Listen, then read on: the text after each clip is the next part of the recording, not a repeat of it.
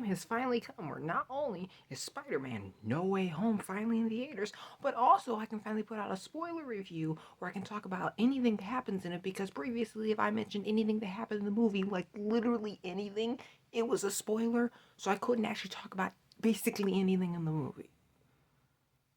This has pretty much been my life over the last few days. Everywhere.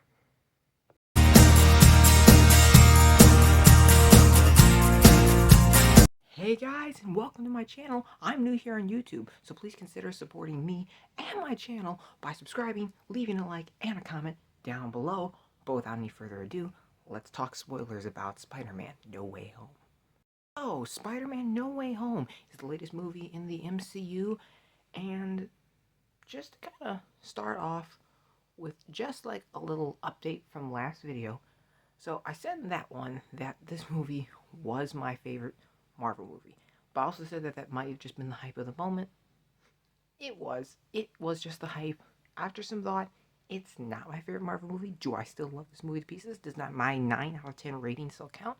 Yes, it still does. It still holds true. However, it's just not my favorite movie. With that out of the way, though, let's talk about the rest of the movie in depth. Spoilers, the things I really wanted to talk about in my previous review. So, first off, yes, Andrew Garfield and Tobey Maguire are in this movie. Now, that was kind of one of the worst kept secrets that was out there. However, that may be because they wanted it to be that way. But yes, they're in the movie.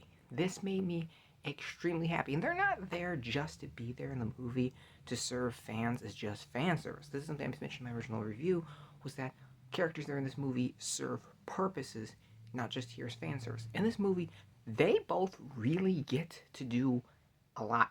They get their own characters advanced on top of Tom Holland's Spider-Man. I mean, it's also just not only great to see them fix these characters, but like, in my opinion, Andrew Garfield really didn't have the best movies.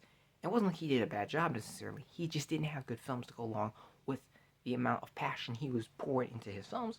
Here, he finally gets a chance to really shine and do something. And he gets redemption because, he fails in the Spider-Man 2 to catch what's her name in time. And here, he actually gets that shot in the trailer. You see MJ fall off. He gets to save MJ, and it's his redemption. And I really like that. Plus, just come on. Seeing all three Spider-Man on screen together is something I never thought I would see. It's something you would love to see.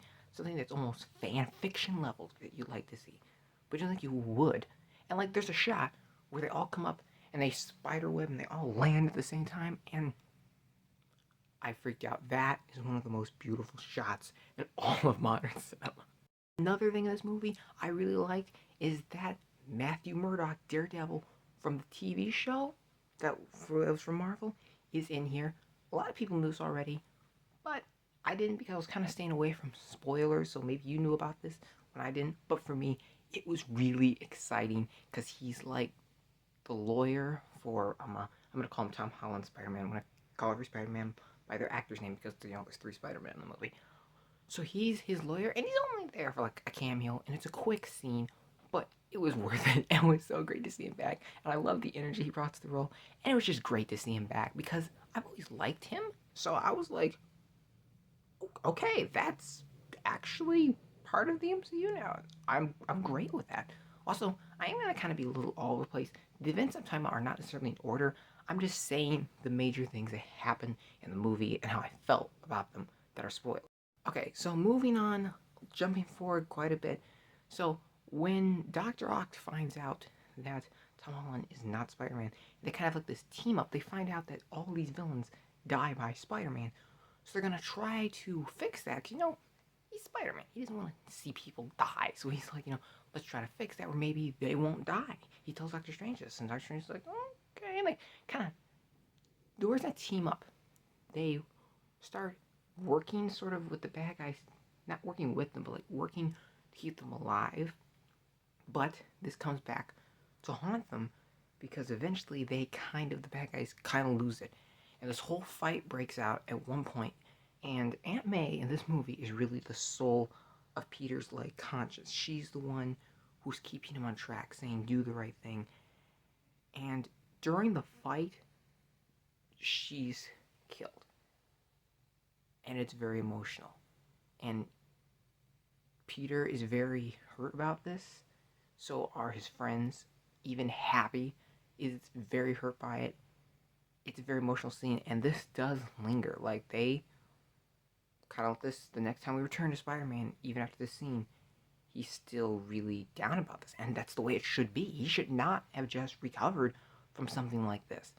And yeah, it's a little something like Uncle Ben, but it works in the context of what this film was doing, and I'm good with that. I have no problem with that. I think it was a really good decision, and personally for me, I appreciated the emotion and the depth that it brought to the story. Another thing that's worth mentioning is we find out in here that Ned has the ability to be a wizard, sort of very similar to Doctor Strange. He's actually the one who opens the portals for the Spider-Man to come. Like, and it is hinted a little at the beginning, but I thought it was kind of unique, and I actually didn't have a problem with that. I think it's really cool. I like that they're advancing his character. He might have something bigger to do with this universe in the future, rather than just be, Peter's friend, so to speak. He's just kind of there for the ride. And it was great. I mean, it's unexpected, but I have no problem with it. And again, it felt earned. It doesn't feel like it's just there. You know what I mean? Like, there's actually seems more like it's something that's tangible and makes sense. The final scene where, not the final scene, but it's the final action scene where they fight the Statue of Liberty against all the villains is great. I loved it to pieces. I'm so glad it took place. There's literally no better place they could have had that fight. It's just phenomenal. They did a fantastic job. The action looks really good. The CG is excellent in this movie. I was super proud of that because not only always does the CGI look amazing in Marvel, in this case it did though. On another emotional note though, the ending to this film is impactful. It is much more mature for Spider-Man, and it feels like at the end of this movie, he truly becomes Spider-Man. We've kind of seen that high schooly kind of, Peter Parker who makes quips and things like that, and there's nothing wrong with that. And in here, he's still joking. All the Spider-Men are really joking in this movie, and it's a lot of fun. They have cool banter back and forth. But he begins to mature into Spider-Man here.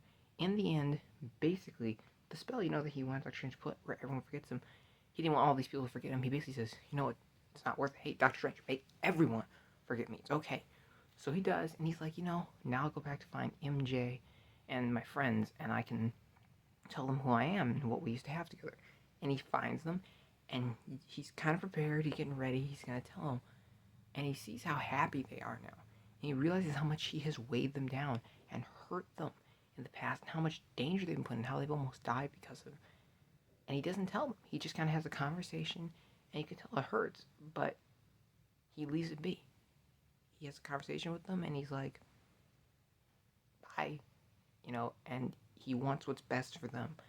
And it was very sad, and he moves into his own apartment now, on his own.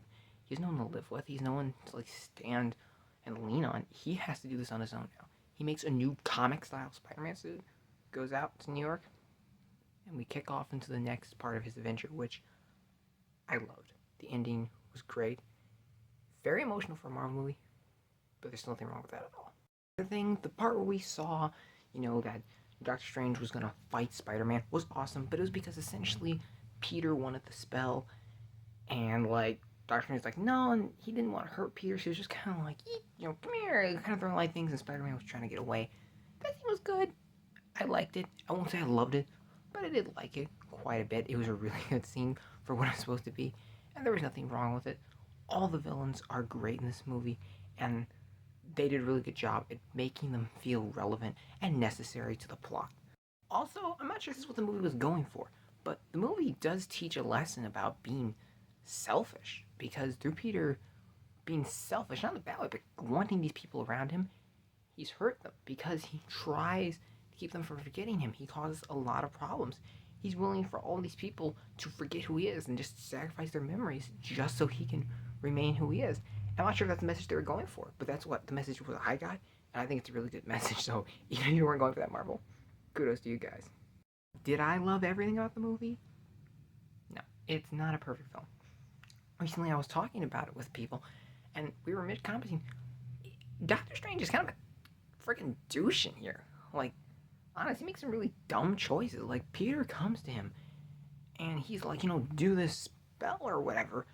And even Long's kind of like, I wouldn't do that. Not a good idea. And he's like, oh, it's okay. And you think instead of him being like, hey, Peter, you're really emotional right now. I want you to sit over there and think about it. And we're going to talk about this. When you're thinking more rationally, he's like, okay, come on down to the basement. Oh, and it's like, he just starts doing it. And when Peter starts trying to add difficulty, he's like, okay, hold it. He just keeps trying to do it. And it's like, it's kind of stupid. I don't understand what's with him. It's also sort of like they almost want to make him, and my brother said this when he first saw the trailer. He's like, it seems like they're almost trying to make him the new Tony Stark. And when I watched, I was like, I can see what you mean. He does seem like that a little bit.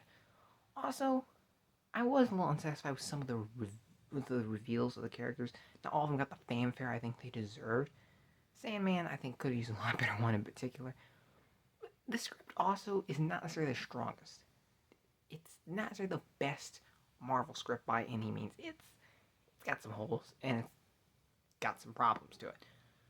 But that by no means detracts at all from this movie. Overall, those are pretty much all the major spoiler points I wanted to hit on, and I enjoyed this movie. I loved it. My Navston still counts. My favorite? No, like I said, thought about it. It's not anymore. Still top 5 easily. Once again, I highly recommend the movie. Go out and see it. Thanks as always for watching. Have a great day.